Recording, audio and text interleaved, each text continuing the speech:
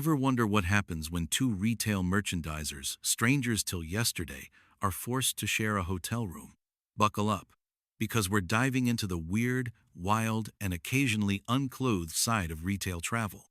I'm your host, VP Merchandiser, and you're listening to Retail Merchandising, Stories from the Dark Side, the show where barcode scanners beep, suitcase zippers snap, and sometimes your roommate climbs into the wrong bed, stark naked. Today, I've got a story that's one part buddy comedy, one part waking nightmare, complete with unfamiliar faces, questionable judgment, and the infamous double-booked bed. We'll meet Randy, the reliable road warrior, and Saul, a mystery man whose sense of direction and sobriety are equally questionable. Terms of the day. Room assignment roulette. Think Vegas odds, but with more polyester sheets. Also, bed boundary violation. It's not in the handbook, but it should be. So if you've ever woken up and asked, wait, who's in my bed? Or if you haven't, and you're very grateful, stick around. Here's how one night in retail turned into a saga. Let's set the stage. Randy, dependable, punctual, proud of his cologne collection and his unmatched record of never missing a 6 a.m. shift. If Randy were a barcode, he'd scan right every time. On the other side, we've got Saul. New guy. Mysterious. The kind of merchandiser who rolls in with a suitcase that's suspiciously light and a vibe that says, I may have packed only one sock. Now, you might be thinking, what's the worst that could happen? It's just a week, right?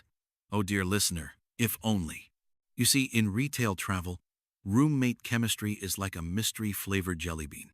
Sometimes you get cherry, sometimes you get whatever Saul is after midnight. The suspense builds each day as Saul gets later and later, testing the gravitational pull of hotel happy hours and the patience of a man who just wants his 8 hours of REM sleep. Fast forward to the night in question.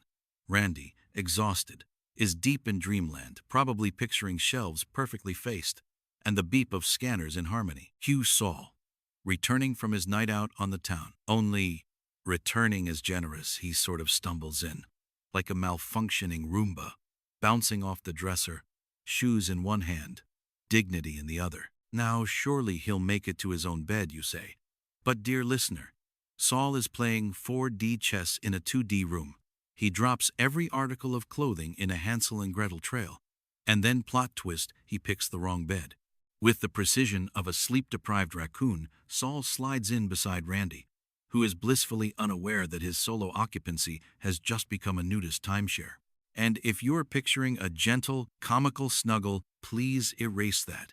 This is a collision of worlds, and it's about to get loud. Now, Randy's not just any guy, he's a self-declared ladies' man, the kind who uses aftershave as cologne and brings his own pillowcase for feng shui. So you can imagine the shock when he wakes up to find Saul naked, snoring, and completely oblivious, spooning him like a lost puppy. You've got to be kidding me, Randy says, still half asleep. But Saul doesn't respond. No, Saul's in that deep, post-party hibernation scientists can only dream of. The conflict stage. Randy erupts. There's shouting, there's flailing of limbs, there's a primal fear that can only come from the sudden presence of a sweaty stranger at 3 a.m. For a moment, it's like watching National Geographic. One territorial beast defending his space from an utterly confused intruder. The air is thick with tension and the scent of cheap tequila.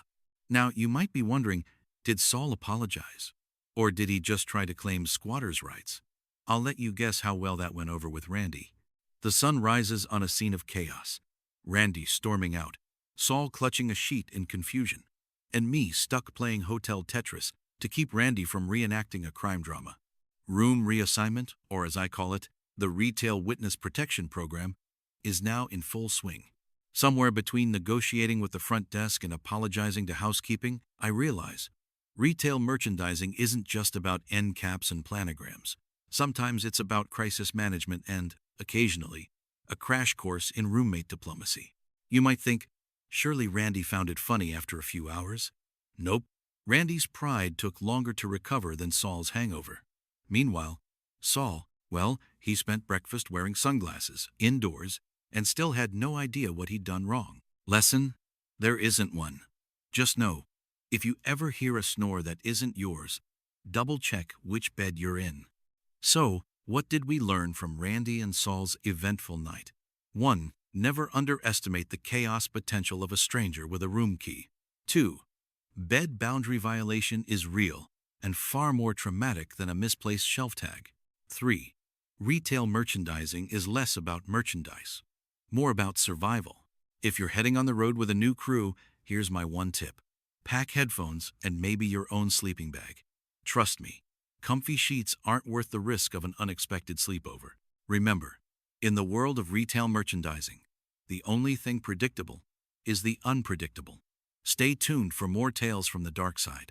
If you enjoyed this misadventure, hit follow. Share it with a fellow merchandiser or at least someone who still thinks hotel rooms are peaceful sanctuaries. Till next time, keep your bed to yourself and your roommate in sight.